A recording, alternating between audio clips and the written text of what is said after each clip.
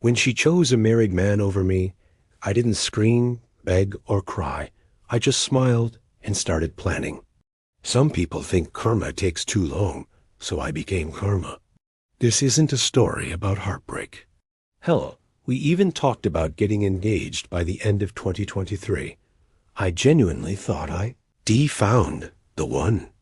It's about cold, calculated revenge, the kind that doesn't leave a mark, but leaves a scar. She started acting distant, said work was exhausting, or she had family stuff going on. But I worked in the same office. I knew the workload hadn't changed. And one day, all the gut feelings I had lined up like red flags in a war zone. And the best part? I never raised my voice. I demanded an explanation, an apology, something. But she gave me nothing. No guilt, no remorse. Just that smug, emotionless face, like I was the one being dramatic. I became the guy who got cheated on. Some pitied me. Some laughed behind my back. But her? She strutted around like nothing happened, smiling, chatting, like she'd just moved on from a bad movie. She told me we were drifting anyway, and that she felt more alive with him. And I didn't want Nisha to feel fear or anger. That's too easy. I wanted her to feel irrelevant, invisible, like she didn't matter in the one place where she used to feel powerful. Samir, the married man she threw everything away for, got spooked. Maybe it was guilt. Maybe his wife found out. But I shot them all down with simple, polite walls. Maybe he just realized he was never going to leave his family for her. From that day on, she ceased to exist in my world. It was Diwali week when I caught her, not by snooping through her phone or tracking her, but from sheer dumb luck. In meetings, if her voice came up, I looked straight ahead, never reacting, never acknowledging. She could have been a ghost for all I cared.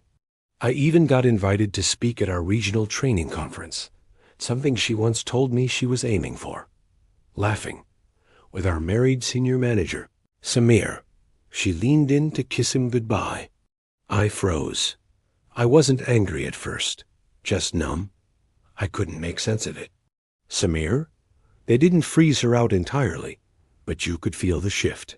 Fewer lunch invites, less buzz around her desk.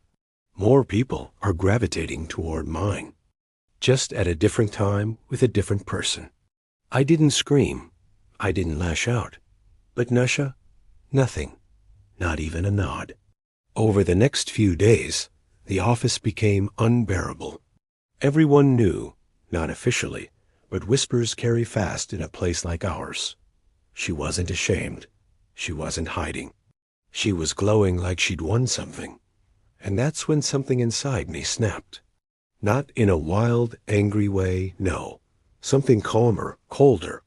A missed opportunity here. A skipped project there. She needed to learn that not all scars are visible. And there she was, alone. She didn't come back humbled, though. That's the part that stung most.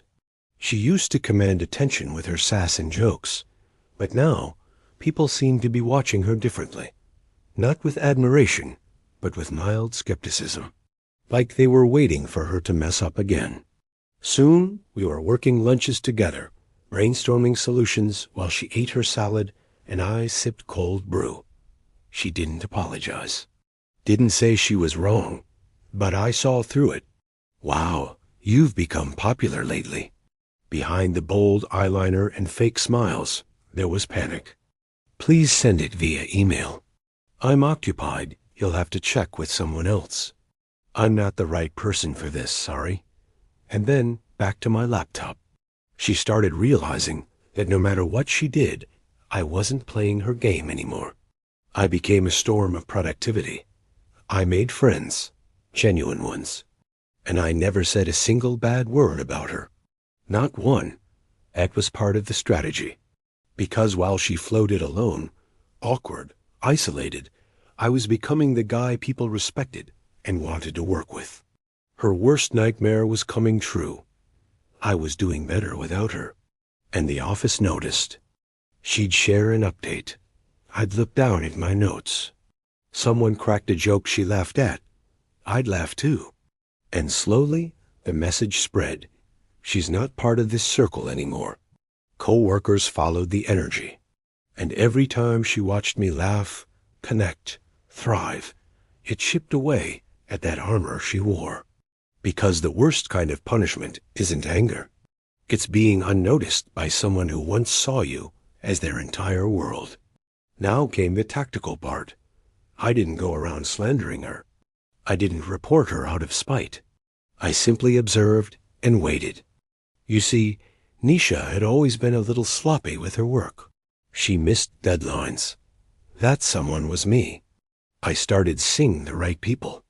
Not in a malicious way. Always subtle, always professional. Hi, Nisha. Looping in the project lead so we're aligned. Resending the client brief. Please confirm the version you used matches the latest update. Following up as the file appears incomplete. Attaching the previous format for reference.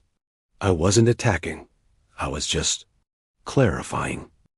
It's funny how silence can scream louder than words. By now, Nisha had fully realized that I was no longer the guy she remembered, not the man who waited on her texts, who softened when she smiled, who'd once pick up her slack just to protect her. I had become something else entirely. Her reflection in a cracked mirror, always present, always silent, reminding her of everything she'd lost. It started subtly. Little signs. She'd walk past the break room and spot a group laughing, only to realize she hadn't been invited to that team lunch. She'd notice colleagues whispering with excitement about a weekend hangout, only to realize she wasn't in the WhatsApp group. It wasn't that people hated her. They just didn't notice her anymore. And the truth? I never told a soul to exclude her. I never whispered a single bad word behind her back. Existing, eyes scanning the room, hoping someone would throw her a lifeline. But energy speaks. When you walk in with quiet confidence, when your work is solid, your vibe authentic, and your progress consistent, people notice. They gravitate toward you, and they distance themselves from the fake, the drama, the chaos. I was reviewing client metrics on my laptop when she walked up, holding 2 cups of coffee. Nisha had become background noise in her own story. Her expressions changed. She wasn't bubbly anymore, just present. Thought you could use it, she said, soft voice, eyes searching for a crack in my armor. And the worst part? My silence was suffocating her.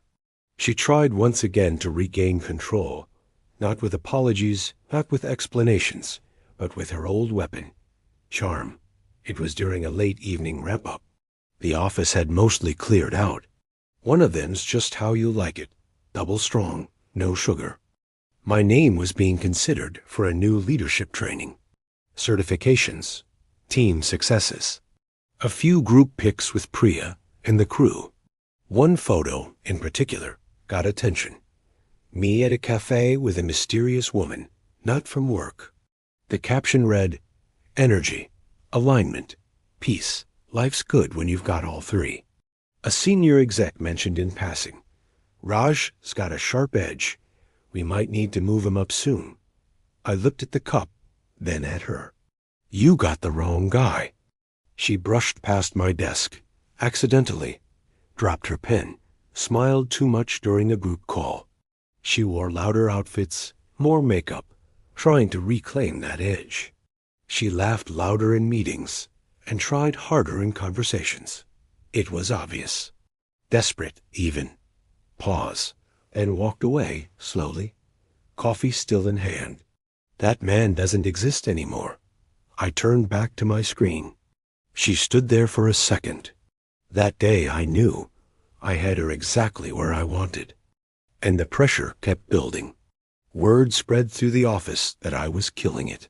Meanwhile, I'd quietly started posting subtle wins on LinkedIn. I didn't tag anyone. I didn't need to. It spread like wildfire. The next week, Nisha looked like a shell of herself. People noticed. Not with judgment, just mild discomfort, because no one respects someone clawing for relevance. One day, she tried again, Full-on flirtation this time. After the meeting, she lingered behind, missing important deadlines, forgetting meeting schedules, even sent the wrong deck to a client once. A junior team member had to fix it.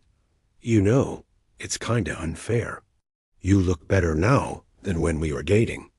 Rain tapping the glass, inbox flooded, caffeine kicking in. I was leading the metrics side, and Nisha was handling the client-facing collateral. A simple job, really. Align the content with the new data, cross-check against the approved copy, and send it to the client by 3 p.m. sharp. But for Nisha, it would become the beginning of her end. The day she'd learn what it truly meant to play chess with someone who never forgets the opening move. She smiled, biting her lip. I didn't sabotage her. I didn't expose her. What changed? I didn't blink. I stopped loving the wrong people. Beat. That does wonders for the skin, apparently. She laughed awkwardly, but the panic behind her eyes said it all. No drama. No emotion. Just data, dates, and decisions. She was spiraling. Her control, her biggest drug, was gone, and she couldn't handle it. Soon after, she started making careless mistakes. She was unraveling, and it was all self-inflicted. I didn't lift a finger. I simply existed, calmly, competently, with purpose. And that, more than anything, broke her. She looked up, tired, defeated, her once confident posture replaced with a slump of someone who finally understood. Because when someone betrays you, they expect one of two reactions: anger or forgiveness. What they can't handle is indifference. Cold, collected indifference wrapped in success. It was a big win, not just a promotion, but a confirmation. I was now in a place she could no longer reach. It destroys them, every single day. It was just another Monday morning, and swallows them whole. It happened during a client launch, one of our biggest accounts of the quarter. By 5 p.m., we got a call. The client was furious. What Nisha had sent wasn't just outdated. It contained internal notes, placeholder content, and even a version with "rewrite this later" scrawled in red. I didn't react, didn't roll my eyes, didn't say, "I told you so." They say success is the best revenge, but silence and precision, that's art. She thought breaking me would be easy. She didn't know I'd rebuild myself with steel. Now she sees me every day, thriving, unfazed, untouchable. And that's the kind of punishment no apology can erase. I simply opened my email folder, clicked on our last correspondence, and forwarded it to the project lead. Hi, as discussed, I flagged concerns regarding collateral alignment yesterday and requested a final review before dispatch. Please see the attached trail for clarity. It was all there, time-stamped, polite, undeniable. I had reminded her. She'd brushed it off. Within hours, a formal review was launched. She tried to defend herself, but the proof was uncheckable. The next day, she got pulled into HR. Word spread fast, as it always does. Whispers in the break room. Raised brows in the conference calls. By Friday, the verdict came down. A formal warning was placed in her file, and she was removed from the client-facing team temporarily. No yelling, no office scene, just a quiet shift in status, a public acknowledgement that her crown had cracked. And me? I said nothing, didn't gloat, didn't smirk, just kept doing my job, efficiently, respectfully, and better than ever. A week later, during a team sync, I was officially announced as the lead for a new client vertical. After the meeting, I passed her in the hallway. Her eyes met mine. I didn't blink. I didn't stop. I just kept walking. Because revenge isn't always about loud victories. Sometimes it is about becoming the storm they didn't see coming. The one that doesn't yell, doesn't burn, just rises. In the end, she didn't get fired. She didn't get exposed in some dramatic showdown. No. She just got demoted in every way that mattered. And the worst punishment of all? She still had to see me every day, thriving in the world she thought she could control. She finally realized she played the wrong game with the wrong man.